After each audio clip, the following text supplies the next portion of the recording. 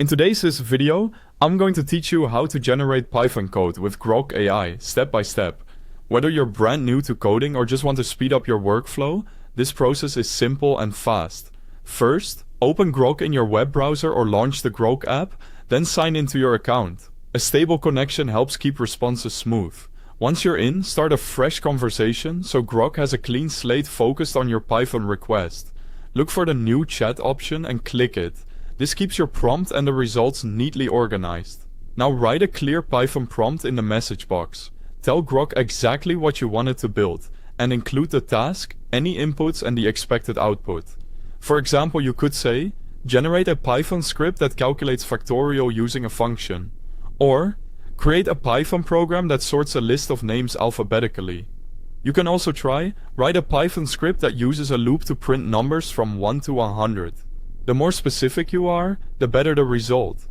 If you have particular input formats or output styles in mind, mention them right in the prompt. When your prompt looks good, press enter to submit it. Grok will instantly generate the Python code in a formatted code block, ready to use. Around this point, just a quick note. You'll find the official website link to Grok at the top of the description so you can access it directly. If you prefer the app, there's a download link at the top of the description as well. If the first version isn't exactly what you need, refine it with follow-up instructions. You can say, add comments to the code, convert this into a class, make the code shorter, or rewrite using list comprehension.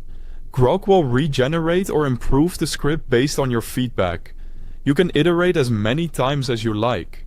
If something is unclear, ask for a brief explanation of the logic, or request variable names that match your project style. Once you're satisfied with the result, click inside the code block and copy the final Python script. From there, paste it into your preferred editor or project, save the file, and run it to verify the output. If you spot anything that needs tweaking, jump back into the chat and request a quick change. Grok will adjust it for you. That's how you generate Python code with Grok AI step by step. Thanks for watching.